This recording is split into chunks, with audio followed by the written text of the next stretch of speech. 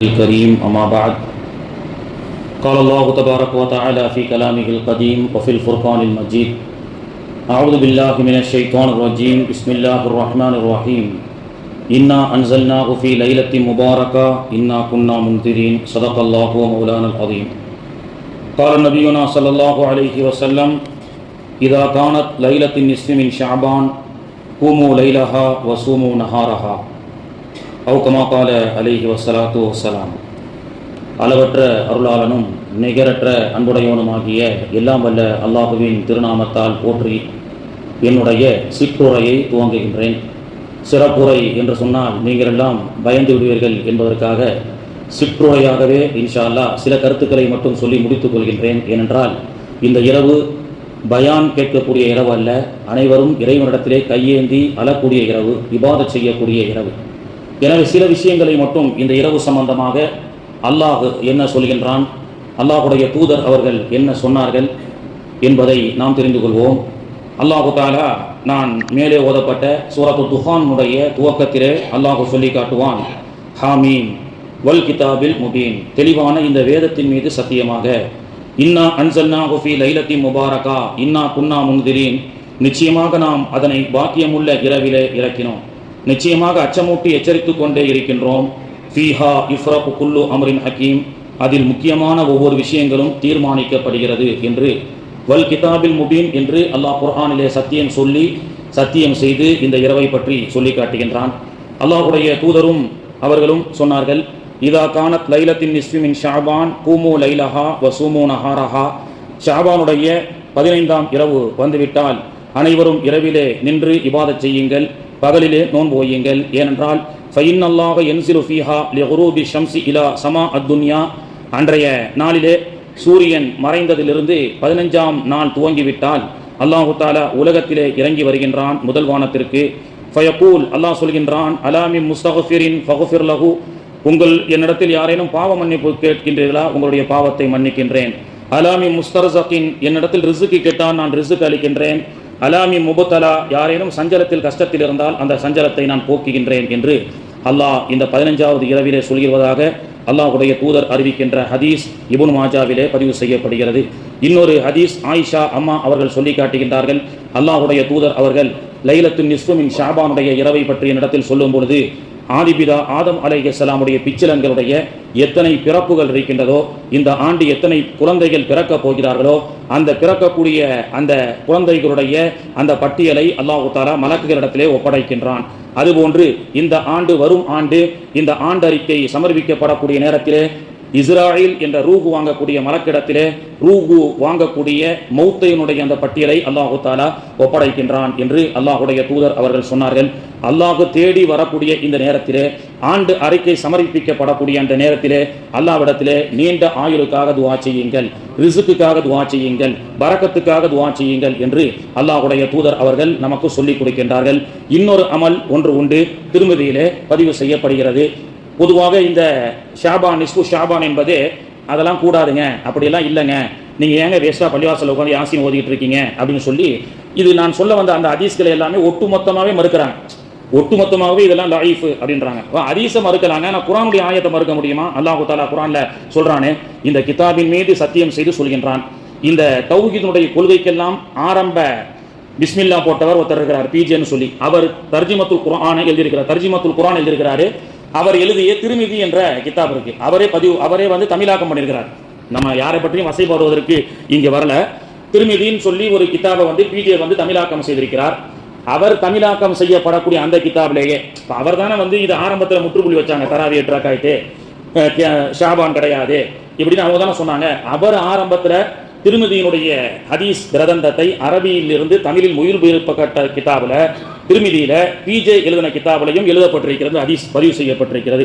ஆயிஷா அம்மா அவர்கள் சொன்னார்கள், திருமிதியிலே இருக்கிறது, அண்ணன் பிஜே அவர்கள் தர்ஜுமா செய்த கிதாபிலும் ஹதீஸிலும் அவர் பதிவு செய்திருக்கிறார். என்ன செய்திருக்கிறார்? ஆயிஷா அம்மா அவர்கள் சொல்றாங்க, ஒரு நாள் இரவு நான் விழித்திருந்து பார்த்தேன், அல்லாஹுடைய தூதர் வீட்டிலே இல்லை, அல்லாஹுடைய தூதர் எங்கே என்று நான் இரவு நேரத்திலே அங்காங்கே தேடி சென்றேன். அப்பொழுது மதீனாவில் இருக்கக்கூடிய ஜன்னத்துல் பக்கி என்ற அந்த அடக்க ஸ்தலத்திலே அல்லாஹ்வுடைய தூதர் அவர்கள் அந்த மௌத்தான மருவங்களை எல்லாம் ஜியாரத் செய்து கொண்டிருந்தார்கள் என்று இதோடு நிறுத்தியிருக்கலாம் ஆயிஷா அம்மா. ஆனால் ஆயிஷா அம்மா அடுத்து சொல்றாங்க, அந்த இரவு, குறிப்பிட்ட அந்த இரவு அல்லாஹ்வுடைய தூதர் அவர்கள் அந்த ஜியாரத்துக்கு போன அந்த நாள் என்பது நிஸ்பு ஷாபான், ஷாபானுடைய 15 அவரே பதிவு செய்திருக்கிறார். திருமிதியினுடைய கிதாபில் வருகிறது.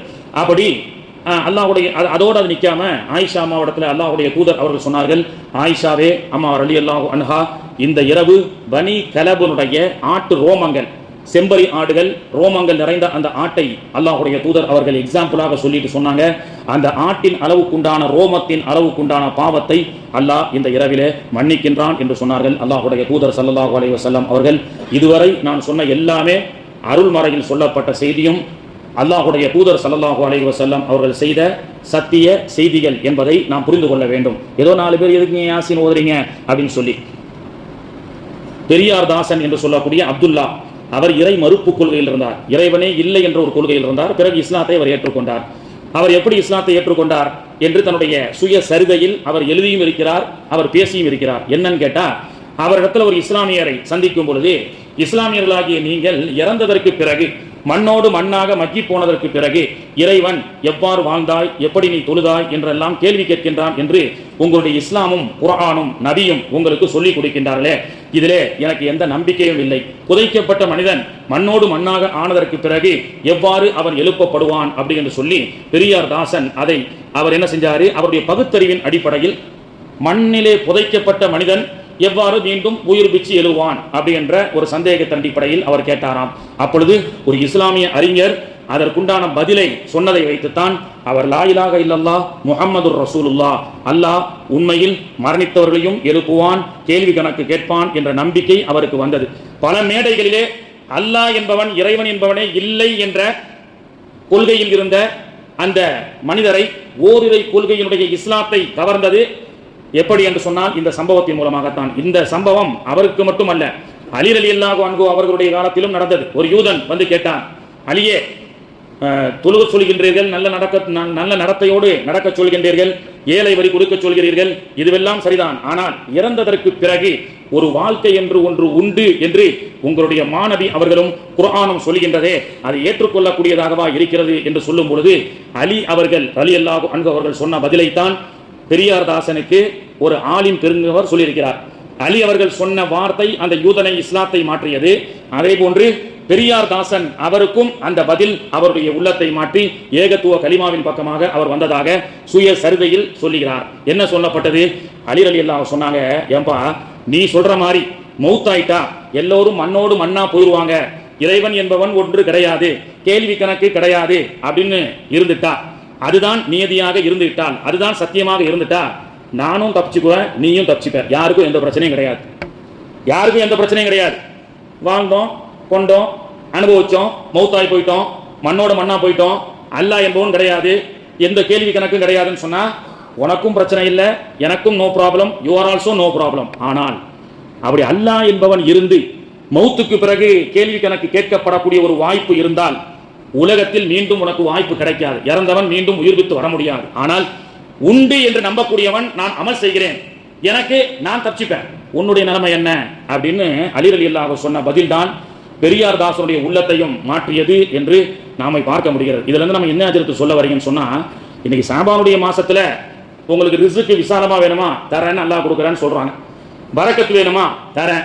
அஜரத் அவங்க சொன்ன மாதிரி அல்லாஹ் ஹயாத்தை நீட்டி கொடுக்கணும், அல்லாஹ் தரேன்னு சொல்றான். வானத்துல முதல் வானத்துல இறங்கி வந்து தருகின்றேன் என்று அல்லாஹ் சொல்கின்றான். சத்திய தூதர் ஸல்லல்லாஹு அலைஹி வஸல்லம் சொல்கிறார்கள், அல்லாஹ் அருள்மறையில சொல்றான், நாம அதை கேட்டு அமல் செய்யறோம், நமக்கு அதை பெற்றுக்கொள்வோம். அவங்க சொல்ற மாதிரி அந்த மாதிரி ஒண்ணு இல்ல அப்படின்னு சொன்னா நாம என்ன மது அருந்து கொண்டு டிஸ்கோல டான்ஸ் ஆடிட்டு இருக்கிறோம், யாசீன் ஓதுனா அல்லாஹ் நன்மை கொடுக்க போறான், தொழுது சுப்ஹானல்லாஹ் அல்ஹம்துலில்லாஹ்னு சொல்றோம். அப்போ இல்லை என்று சொன்னால், அந்த சிறப்பு இல்லை என்று சொன்னால் ரெண்டு பேருக்கும் பிரச்சனை கிடையாது. இருக்குன்னு சொன்னா யாருக்கு அதை யார் அதை நம்பி அமல் செய்கிறார்களோ அவர்களுக்கு மட்டும் உண்டு.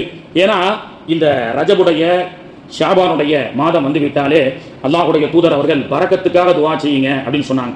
அல்லாஹும்ம பாரிக் லனா ஃபீ ரஜபின் வ ஷஅபான் வ பல்லிக்னா ரமலான். இந்த 2 மாதங்கள் இருக்கின்றதே, அடுத்து வரக்கூடிய நம்முடைய எதிர்காலத்தினுடைய எல்லா வகையான நலன்களையும் தீர்மானிக்கக்கூடிய சிறப்பான மாதங்களாக இந்த மாதங்கள் இருக்கிறது. அல்லாஹ்வுடைய தூதர் மேராஜுக்கு போனாங்க. என்னென்ன நன்மைகளை எல்லாம் இந்த சமூகத்திற்கு கொண்டு வர முடியுமோ வாங்கிவிட்டு வந்தார்கள். கண்ணு தெரியாத ஒருத்தன் அனுதினமும் இறைவனிடத்துல புலம்பிக்கிட்டு இருந்தானா, இறைவா என்னுடைய கண் பார்வையை பறிச்சிட்ட, உனக்கும் கண் இல்லையா, எனக்கு குடும்பம் இல்லை, திருமணம் ஆகல, 4 பேரை மாதிரி என்னால காசு பணம் சம்பாதிக்க முடியல, சொகுசா வாழ முடியல, கண்ணு தெரியல, எனக்கு யாரும் பொண்ணு கொடுக்க மாட்டேங்கிறாங்க அப்படின்னு சொல்லி பார்வையற்ற ஒரு குருடன் எல்லா நாளும் இறைவனிடத்துல இவ்வாறு புலம்பிக் கொண்டே இருந்தானாம் தனியாக. ஒரு நாள் பொழுது இறைவனை நேரடியாக வந்துவிட்டு, மானிடா உனக்கு என்ன வேண்டும், நான் தான் இறைவன் வந்திருக்கின்றேன், என்ன வேண்டுமோ கேள் என்று அவனிடத்தில் கேட்கப்பட்ட போது அவன் சொன்னானா, அவனுக்கு தலக்கால் புரியல. இறைவன் நேரடியாக வந்துவிட்டான். இத்தனை நாளுடைய புலம்பல்கள் நமக்கு தோல்வி அடையவில்லை. இறைவா நீயா, எனக்கு கண் பார்வை வேணும், திருமணம் முடியணும், நிறைய பணங்காசுகள் சம்பாதிக்கணும், பிள்ளை குட்டிகளை பெற்றெடுக்கணும், 4 பேர் மாதிரி பங்களால வசதியா வாழணும்னு தன்னுடைய அந்த ஆசைகளை அடுக்கிக் கொண்டே போனானா. அப்பொழுது அந்த இறைவன் சொன்னானா, ஏம்பா உன்ன மாதிரி 4 பேருக்கு எல்லாருக்கும் கொடுக்க வேண்டியது இருக்குது, ஏதாவது ஒண்ணு கேளு, ஏதாவது ஒண்ணு கேளு, இப்படி அடுக்கிக்கிட்டே போனா நான் எத்தனை பேருக்கு கொடுக்கணும், ஏதாவது எனி ஒன் ஆப்ஷன் அப்படின்னு சொல்லி. இப்போ கண்ணு தெரியாதவன் நினைச்சானா என்னத்தை கேட்கறது, கண்ணு மட்டும் தெரிஞ்சா போதும்னு கேட்கறதா, இல்ல திருமணம் மட்டும் முடிஞ்சா போதும்னு கேட்கறதா, அல்லது சொத்து செல்வங்கள் வேணுமான்னு கேட்கறதா? இறைவன் இறைவன் கூரையை பிச்சுட்டு கொடுப்பான்னு பார்த்தா, கத்தையா கொடுப்பான்னு பார்த்தா ஒத்தையா தான் கொடுக்கறதாக இந்த இறைவன் வேற சொல்றானே அப்படின்னு சொல்லி கண்ணு தெரியாதவன் சில நிமிடம் யோசித்தான். யோசனை வேண்டும், வாய்ப்புகளை பயன்படுத்த வேண்டும். அப்படிப்பட்ட வாய்ப்புகளை பயன்படுத்த சொல்லி அல்லாஹ்வுடைய தூதர் அவர்கள் இந்த சிறப்பான மாதங்கள்ல, சிறப்பான இரவுகள்ல நமக்கு வாய்ப்புகளை தருகிறார்கள். வாய்ப்புகள் வரும் பொழுதெல்லாம் அந்த வாய்ப்புகளை தவறவிடாமல் நல்ல முறையில் அந்த வாய்ப்புகளை பயன்படுத்த வேண்டும். இதை அல்லாஹ்வுடைய தூதர் அவர்கள் நமக்கு கற்றுக் கொடுக்கின்றார்கள். அது உலகமாக இருந்தாலும் சரி, மறுமையாக இருந்தாலும் சரி. அப்ப அந்த கண்ணு தெரியாத மனிதன் இறைவன் நேரடியாக வந்துட்டான் அப்படின்னு சொல்லி, இறைவா ஏதேனும் ஒரு ஆப்ஷன் தானா? ஆமா ஒரு ஆப்ஷன் தான்.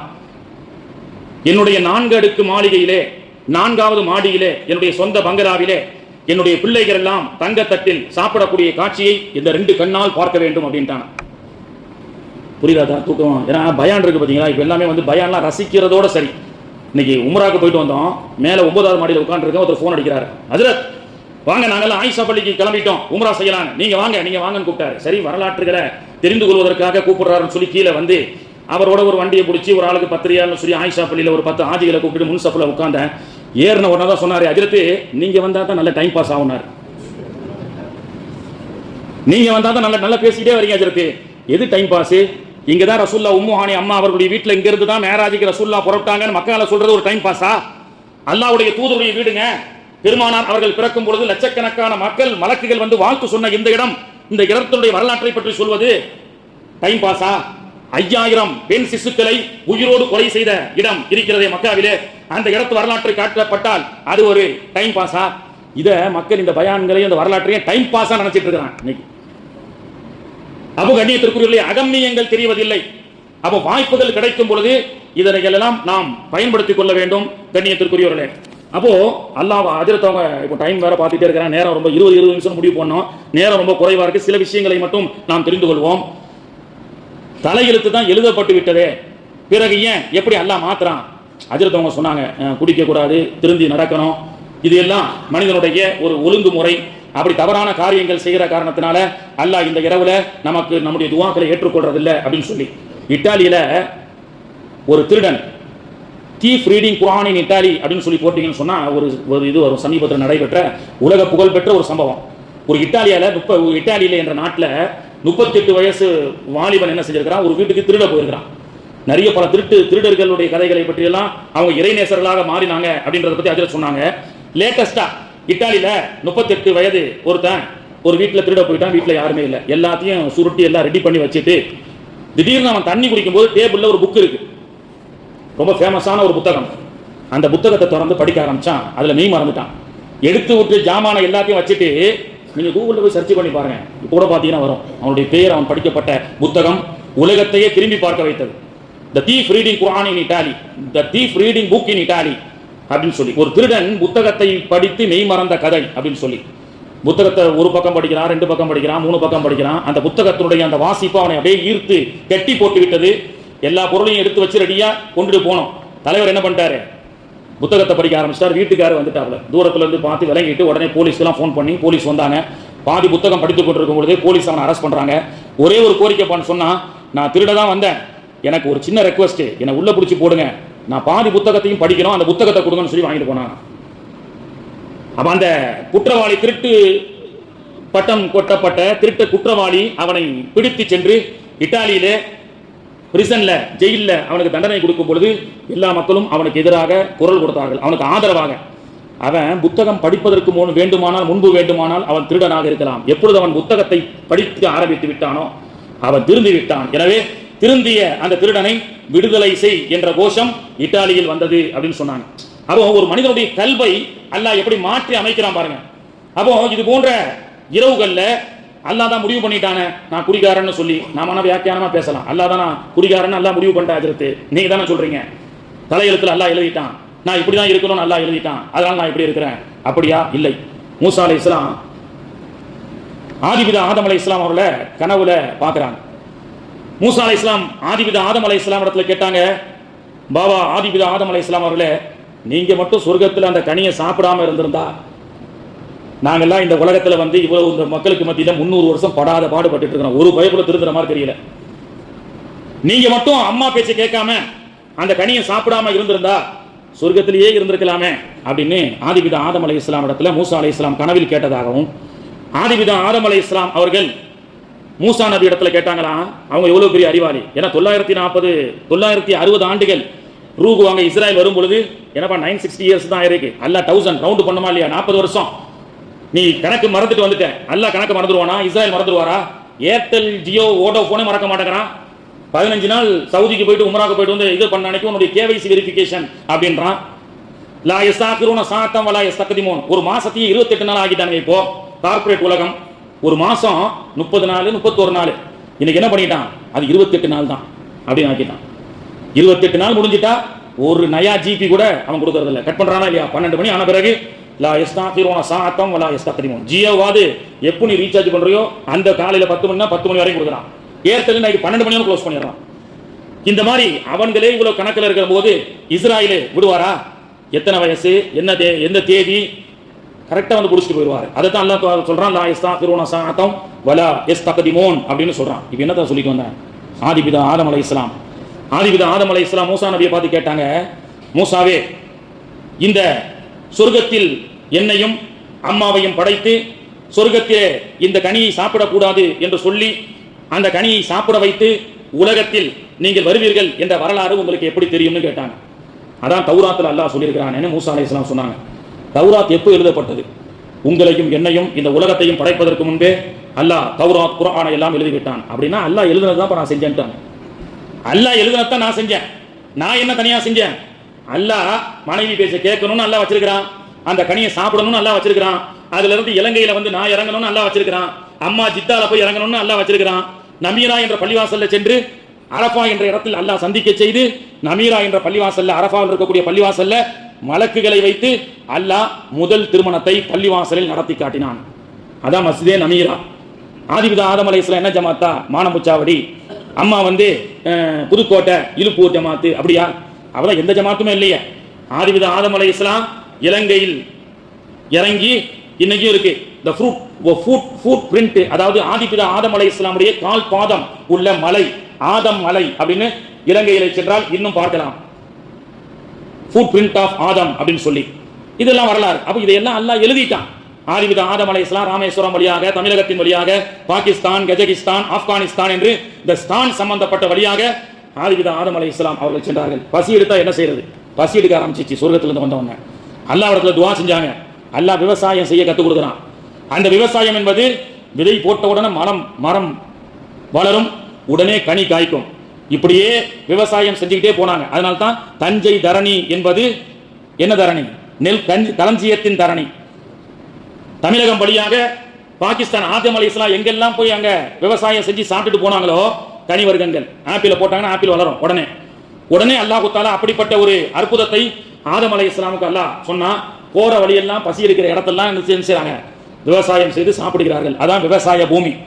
இந்தியா, குறிப்பாக தமிழகம், பாகிஸ்தான், கஜகிஸ்தான், ஆப்கானிஸ்தான், ஆதிபிதா ஆதம் அலைஹிஸ்ஸலாம் ஃப்ரம் ஸ்ரீலங்கா டு எங்கத்தா அரஃபா, ஜித்தா. இது வழியாக எந்த வழியில ரூட்ல ஆதிபிதா ஆதம் அலைஹிஸ்ஸலாம் போனாங்களோ அதுவெல்லாம் விவசாய செழிப்பான பூமிகள்.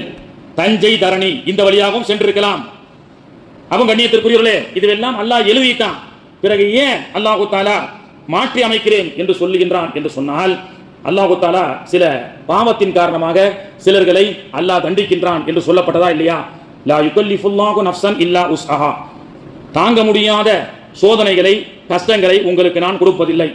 லஹாமா கஸபத் வ அலைஹா மக்தஸபத். உங்களுக்கு நீங்களே கஷ்டத்தை ஏற்படுத்திக் கொள்கிறீர்கள்.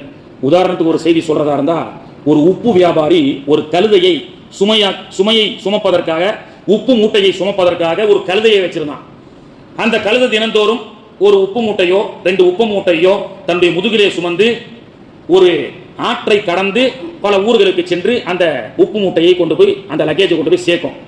ஒரு நாள் பொழுது அந்த கழுதை நடு ஆற்றை கடந்து கொண்டிருக்கும் பொழுது கழுதை ஸ்லிப் ஆகி அந்த 2 உப்பு மூட்டையும், அந்த உப்பு மூட்டை அப்படியே கீழே தண்ணீர்ல விழுந்துருச்சு. விழுந்தா என்னத்தாகும்? உப்பு எல்லாம் கரைஞ்சிரும். விழுந்தப்பட்ட அந்த உப்பெல்லாம் கரைஞ்ச உடனே அந்த கழுதை வெறும் கழுதையாக ஓட்டி செல்கிறார்கள். அப்ப அந்த கழுதை நினைச்சுதான், தண்ணியில் இந்த மாதிரி மூட்டையை சரிச்சிட்டா நாம பொதி இல்லாம போய் சேரலாம் போல தெரியுது அப்படின்னு சொல்லி இந்த ஒரு ட்ரிக்ஸை பயன்படுத்தி டெய்லி ஏத்தப்பட்ட அந்த உப்பு மூட்டையெல்லாம் நடு ஆத்துல போன உடனே அது வேணுண்டே வலிக்கு விடுற மாதிரி தட்டி விட்டு அந்த உப்பு கீழே விழுந்துரும். அதுக்கப்புறம் எம்டியாவே லோடு இல்லாம அந்த கழுதை போய்கிட்டே இருந்தது. இந்த மனுஷன் பார்த்தான், இது வேணுங்கிட்டு யதார்த்தமாக ஸ்லிப் ஆகிறது இல்ல, வேணுங்கிட்டே தள்ளி விடுதுன்னு சொல்லி அவன் அந்த முதலாளி உப்பு வியாபாரி என்ன செஞ்சான்னு சொன்னா, இந்த பகுத்தறிவு இல்லாத கழுதைக்கு இவ்வளவு அறிவு இருக்குன்னு சொன்னா, பகுத்தறிவு உள்ள மனுஷனுக்கு நமக்கு எவ்வளவு அறிவு இருக்கும் அப்படின்னு சொல்லி இன்னைக்கு கழுதைக்கு சரியான பாடத்தை புகட்ட வேண்டும்னு சொல்லி அன்றைய தினம் உப்புலோட ஏத்தாம இலவம் பஞ்சிலோட ஏத்திட்டான். 2 மூட்டைய இலவம் பஞ்சு இருக்குல்ல, 2 மூட்டையை ஏத்திட்டான். அது ரொம்ப தக்கையா இருந்தது. வழக்கம் போல இருக்கக்கூடிய 50 கிலோ இல்லாம ஒரு 15 கிலோ 20 கிலோ இருந்தது. நம்ம ஜம்முன்னு மாப்பிளை தூக்கிட்டு போனாரு. கழுதை நடு ஆத்துல வழக்கம் போல அதை சரிச்சு விட்டாரு. உப்பு கரையும், பஞ்சு என்ன ஆகும்? 25 கிலோ பஞ்சு 50 கிலோவாக மாறும். 100 கிலோ மூட்டையாக அந்த கழுதைக்கு மேலே வைக்கப்பட்டதற்கு பிறகு அந்த கழுதை சுமந்து சென்றதாம். அப்பொழுதுதான் நினைத்ததாம், இது பாதி வழியில் வேண்டுமென்றே தள்ளிவிட்டால் நம்முடைய பொதி மட்டும் குறையாது, ஒரு கட்டத்திலே பொதி அதிகமாகவும் வர வாய்ப்புண்டு என்று அந்த கழுதை அந்த தவறை உணர்ந்து அது அன்று முதல் தன்னுடைய பணியை சரியாக செய்தது அப்படி என்று சொல்லி ஒரு சம்பவத்தை நமக்கு உதாரணமாக சொல்வதன் மூலமாக நாம செய்கின்ற பாவத்தின் காரணமாக நம்ம நினைக்கிறோமா இல்லையா, அவெல்லாம் பாவம் செய்யறான், நல்லா தானே இருக்கிறான், தொழுறதே இல்லை, நல்லா தானே இருக்கிறான், ஒண்ணும் இல்ல, உம்ரால ஒருத்தருடைய செல்ல காணும், வெளியில போனாரு, பஸ்ல ஏதோ மிஸ் பண்ணிட்டாரு, அவர் அதிகமா ரூம்லயே இருக்க மாட்டாரு, போயிட்டு காபத்துல்லாஹ்ல தவாஃப் செய்யறது அமல் செய்யறதுன்னு போயிட்டே இருப்பார், ரூம்லயே இருக்க மாட்டார். அவருடைய மொபைல் வரத்துக்கு ஒரு 2 நாளைக்கு முன்னாடி காணாம போச்சு. நம்மளும் எங்கெங்கே தேடணும். இப்ப ஹரம்ல யாருடைய பொருளாத நம்ம கிட்ட கிடைச்சிட்டா அதை எடுத்துட்டு கொண்டு போய் ஒரு அமானிதம்னு ஒரு இடம் இருக்கு, லக்கேஜ், அதாவது லக்கேஜ் பாதுகாக்கிற இடம்னு ஒன்று இருக்கு. லக்கேஜை தொலைந்து விட்ட பொருளை மீட்டிக் கொள்ளலாம் என்ற ஒரு இடம் இருக்கு. அதெல்லாம் முன்னாடி இல்ல, இப்ப அமைச்சிருக்காங்க. என் கையில யாருடைய செல்போன் கிடைச்சதுன்னா கொண்டு போய் கொடுத்துட வேண்டியதான். தொலைஞ்சு போனவங்க அந்த அடையாளத்தை கொண்டு பெற்றுக்கொள்ளலாம் அப்படின்னு சொல்லி அங்கெல்லாம் முயற்சி பண்ணி பார்த்தாலும் அவர் கிடைக்கல. அவர் கடைசியில் அந்த மொபைல் போனுக்கான அந்த விரத்தில என்ன தெரியுமா சொல்லிட்டாரு, அஜிரத்து, நான் காலையில இருந்து நைட்டு வரைக்கும் அல்லாவேன்னு சொல்லி காபத்துல்லாலேயே எல்லா நேரமும் போயிட்டு இருந்தேன், நீங்க அதிகமா ரூம்ல இருக்கீங்க, உங்க போனெல்லாம் காண ஆகல, என் போன் காண ஆகி போச்சு அப்படின்ட்டாரு. புரியுதுங்களா உங்களுக்கு? இந்த மாதிரி பாவம் செஞ்சவங்க நல்லா இருக்கிறான்னு.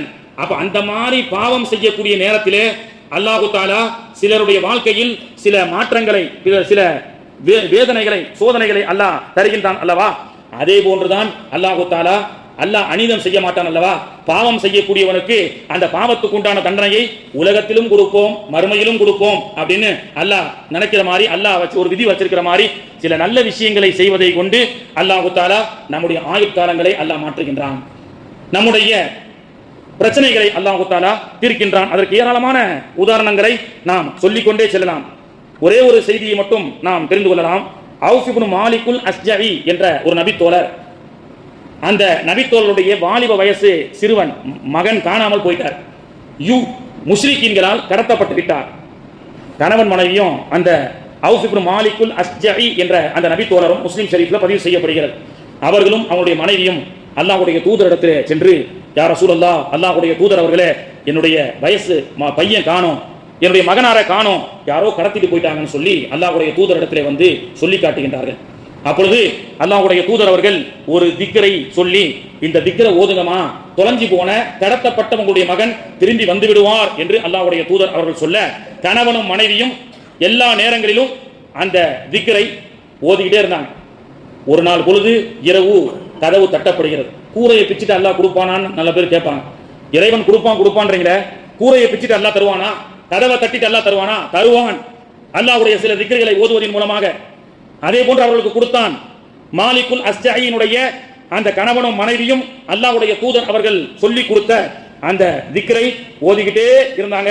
ஒரு நாள் இரவு நடு நிசியிலே கதவு தட்டப்பட்டது. திறந்து பார்த்தால் அவர்களுடைய மகன் அப்துல்லா வந்துவிட்டார். அப்துல்லா மட்டும் வரவில்லை.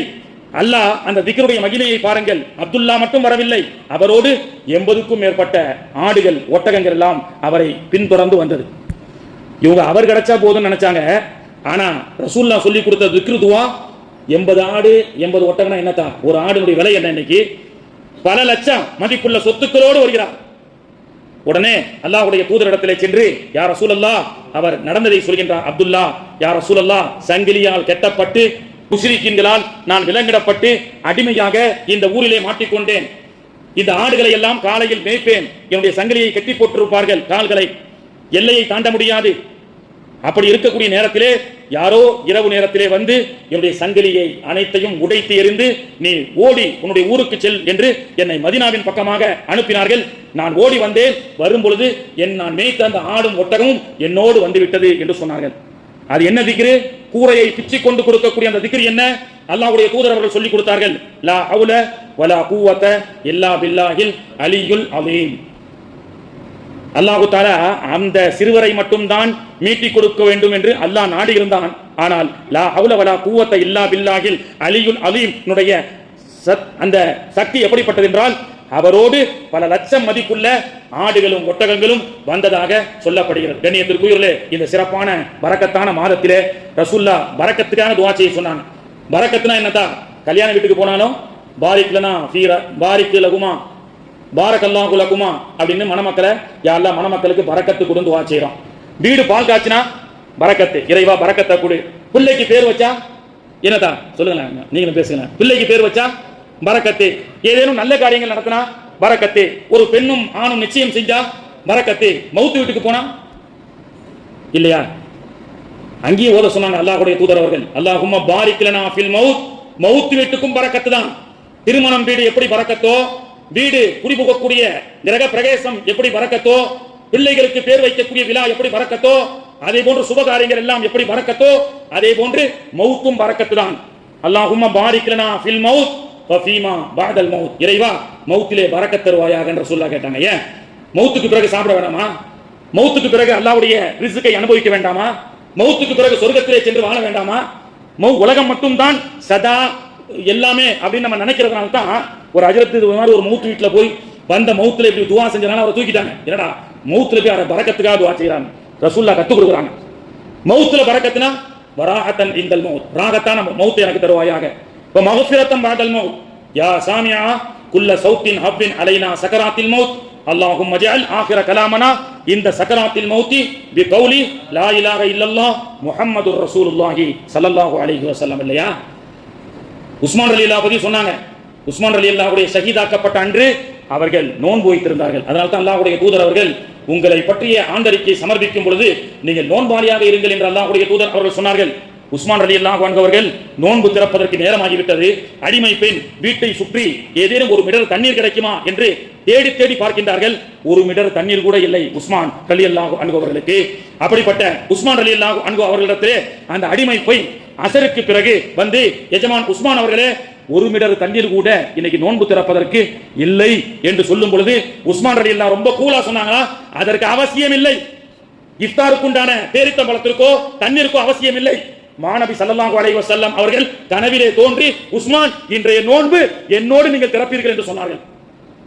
அல்லாஹ்வுடைய தூதர் அவர்கள் அல்லாஹ்வுடைய இறை அழைப்பை ஏற்றதற்கு பிறகு உஸ்மான் அவர்களிடத்தில் சொன்னார்கள், உஸ்மானே கவலை வேண்டாம், ஒரு மிடர் தண்ணீர் இல்லை என்று நீங்கள் கவலைப்படாதீர்கள், சொர்க்கத்து உணவோடு உஸ்மானே உமக்காக நோன்பு திறக்க நான் காத்துக் கொண்டிருக்கின்றேன் என்று அல்லாஹ்வுடைய தூதர் அவர்கள் சொன்னார்கள். அதுதான் பாரிக் லனா ஃபில் மவுத். மவுத்துக்கு பிறகு சொர்க்கத்துடைய ஆடையை அணிய வேண்டும் அல்லவா? பாரிக் லனா ஃபில் மவுத் வ ஃபீமா பஅதல் மவுத். மவுத் நேரத்திலும் இறைவா உன்னுடைய பரக்கத்தை தருவாயாக. மவுத்துக்கு பிறகும் இறைவா பரக்கத்தை தருவாயாக என்று அல்லாஹ்வுடைய தூதர் அவர்கள் நமக்கு சொல்லிக் கொடுத்தார்கள். அப்படிப்பட்ட பரக்கத்துகளை நாம் கேட்க வேண்டும். அது மட்டுமல்லாமல் ஷாபானுடைய மாதம் ஸல்லல்லாஹு அலைஹி வஸல்லம் என்னுடைய மாதம்னு சொன்னாங்க. அதுல இன்னொரு சிறப்பு என்ன தெரியுமா? ஸல்லல்லாஹு அலைஹி வஸல்லம் அவர்கள் தன்னுடைய சமூகத்தை சார்ந்த எல்லோரும் மகிழ்ச்சியாக இருக்க வேண்டும் என்று ஆசைப்பட்டார்கள். மக்காவுக்கு போனீங்கன்னா ஜியாரானா என்ற ஒரு இடத்துல சென்று மீகாத்திலே சென்று எஹ்ராம் கட்டுவோம். அங்கே பள்ளிவாசல் இருக்கிறது. அந்த இடத்தில் நடைபெற்ற நிகழ்ச்சி தான் ஹுனைனுடைய யுத்தம் முடிந்ததற்கு பிறகு எல்லா சஹாபாக்களையும் கண்குளிர ரசூலுல்லாஹ் பார்க்கறாங்க. சஹாபாக்களை கண்குளிர ரசூலுல்லாஹ் பார்க்கறாங்க. ஒரு வாலிப நபித்தோழர், இது போன்ற ஒரு வாலிப நபித்தோழர் அங்கே ஒரு கிழட்டு கோவேரி கழுதையில் வந்திருந்தார். கிழட்டு கோவேரி கழுதையில் வந்தார் என்று சொன்னால் இப்ப நம்ம கற்பனை செஞ்சு பார்த்தா ஒரு ஓல்டு டிவிஎஸ் 50ல வந்த மாதிரி, ஒரு எக்ஸல்ல வந்த மாதிரி அல்லாஹ்வுடைய தூதர் அவர்கள் அந்த இடத்துல உட்கார்ந்து, அந்த இடத்துக்குலாம் நம்ம போனா இந்த சம்பவத்துல நினைச்சு பார்க்கணும். சும்மா சுற்றுலா மாதிரி போய் பார்த்து வரக்கூடாது. விவரம் தெரிந்த வரலாற்று ஆசிரியர் உலமாக்களோடு சென்று இந்த இடத்தை எல்லாம் நாம் கண்டு கிடைக்க வேண்டும். அல்லாஹ் தஆலா இன்னைக்கு எழுதக்கூடிய பட்டியல்ல நம்ம அனைவர்களுக்கும் ஹஜ்ஜினுடைய உம்ராவுடைய நசீபை அல்லாஹ் தஆலா தந்தார் புரிவானாக. அந்த வாலிப நபித்தோழரை அழைத்து அல்லாஹ்வுடைய தூதர் அவர்கள், தம்பி வாலிப சஹாபியே, இந்த கோவேரி கழுதை, வயசான கோவேரி கழுதை இது உங்களுக்கு வேணாம்பா, நல்லா இல்லை. ஏன்னா வாலிப மாணவர்களோ வாலிப பசங்க எதுல வந்தா நல்லா இருக்கும்? ஒரு ராயல் என்ஃபீல்டுல கெத்தா வரணும், நல்ல ஒரு ஃபார்ச்சூனர்ல எல்லாருமே வரணும், நல்ல கெத்தா லக்ஸரியா வரணும். அல்லா இடத்துல கேட்போம், அல்லாஹ் தருவான், தருவதற்கு தயாரா இருக்கிறான். ரசூலுல்லாஹ் ஏழ்மையில வாழ்ந்தாங்க, பட்டினியில வாழ்ந்தாங்க, இதெல்லாம் விட்டுருங்க, வசதியை கேளுங்க அல்லா இடத்துல. அல்லாஹ் தருவானா தரமாட்டானான்னு யோசிச்சாலே பாவம் தான். மகரிபு சொன்னா இல்லையா, நம்ம லக்ஸரியா வாழ்வோம், நம்முடைய பிள்ளைகளுக்கு நிறைய சொத்துக்களை சேர்த்துட்டு போவோம், எல்லோருமே சிறப்பாக வாழட்டும், அல்லாஹ் இடத்துல துஆ செய்வோம். அதைத்தான் ரசூலுல்லாஹ் விரும்புறாங்க. அல்லாஹ்வுடைய தூதர் அவர்கள் இந்த கோவேரி வயசான கழுதைய டிவிஎஸ் சாம்பை என்கிட்ட வித்துருப்பான்றாங்க ரசூலுல்லாஹ். யார் ரசூலுல்லாஹ், காயிலாங்கடைக்கு போனா கூட யாரும் வாங்க மாட்டாங்க. இதை யார் வாங்க போறா? ஒரு திர்கம் கொடுத்து கூட இதை வாங்க மாட்டாங்க யார் ரசூலுல்லாஹ். அல்லாஹ்வுடைய தூதர் அவர்கள், நான் வாங்கிக்கிறேன்ப்பா அப்படின்னு சொல்லி 200 திர்கம்களை அந்த வாலிப தோழருக்கு கொடுத்து அந்த வாகனத்தை வாங்கி அல்லாஹ்வுடைய தூதர் அவர்கள் சொன்னார்கள், தம்பி நீ நிறைய அக்கா தங்கச்சிகளோட பிறந்திருக்கிற, உன்னுடைய குடும்பம் பெரியது, உன்னுடைய தந்தை இல்லை, நீ வாலிப வயதில் மார்க்க ஈர்ப்போடு இருக்கின்றாய், உன்னுடைய தங்கச்சி சொந்த பந்தங்கள் எல்லாம் உனைனுக்கு போயிட்டு வந்து என்ன வாங்கிட்டு வந்தான்னு கேட்பாங்க, அவங்களுக்கு எல்லாம் பண்டம் தீன் பண்டங்களை வாங்கிட்டு போ. உன் அக்கா தங்கச்சிகளுக்கு வீட்டுக்கு வெறுங்கையோட போகாத. நம்ம சொந்த பந்தம் தாய் பிள்ளைங்க வீட்டுக்கு போனா என்னங்க செய்யறோம்? ஏதேனும் ஒரு பண்டங்களை வாங்கிட்டு போறோம். சின்ன பிள்ளைங்க இருந்தா அந்த பிள்ளைங்களுக்கு உண்டான அன்பளிப்புகளை வாங்கிட்டு போனோம். மாணவி அவர்கள் கற்றுக் கொடுத்த சுன்னத்து. 200 திர்கங்களை அந்த நபி தோழருக்கு கொடுத்து அல்லாஹ்வுடைய தூதர் அவர்கள் கண்ணியப்படுத்துறது மட்டுமல்ல, அவருக்கு சரி வாங்கி அந்த கை கொடுக்கக்கூடிய கையாக மாறி அந்த மாதிரி என்ன வந்துடாம இருந்துடக்கூடாது, அந்த வாலிபருக்கு அந்த கான்பிடன்ட் குறையக்கூடாதுன்னு சொல்லி மதீனாவுக்கு வந்ததற்கு பிறகு அல்லாஹ்வுடைய தூதர் அவர்கள் ஒரு சிவப்பு நிற ஒட்டகை, காஸ்ட்லி ஒட்டகையை தான் கொடுக்காமல் நான் கொடுத்தா அவர் தப்பா நினைச்சுப்பாரு, அந்த வாலிப சஹாபியிடத்துல பிலாலே அல்லாஹ்வுடைய தூதர் அவர்கள் அன்பளிப்பாக கொடுத்தார்கள்னு நீங்க கொடுத்து அவர் இனிமேல் வயதான டிவிஎஸ் 50 மாறி உள்ள கோவேரி கழுதையில் வரக்கூடாது, அவர் லக்ஸரியாக ஃபார்ச்சூனர் இன்னோவா வரணும் அப்படின்னு அந்த நபித்தோழரை மனம் குளிரச் செய்து அவரை சிறப்பித்த அல்லாஹ்வுடைய தூதர் இது போன்றுதான் எல்லா சஹாபாக்களையும் ரசூல் ஸல்லல்லாஹு அலைஹி வஸல்லம் அவர்கள் பார்த்து அழகுபடுத்தினார்கள். அப்படிப்பட்ட மாணவி அவர்களுடைய மாதமும் இந்த சிறப்பான மாதம் என்ற அடிப்படையிலே அல்லாஹ்வும் நம்மை கைவிட மாட்டான், அல்லாஹ்வுடைய தூதரும் நம்மை கைவிட மாட்டார்கள். அல்லாஹ்வுடைய தூதருடைய துஆ பரக்கத்தும் நமக்கு கிடைக்கும். அல்லாஹ் தஆலா எல்லா நிலைகளிலும் அல்லாஹ் பரக்கத் செய்து அருள் புரிவானாக.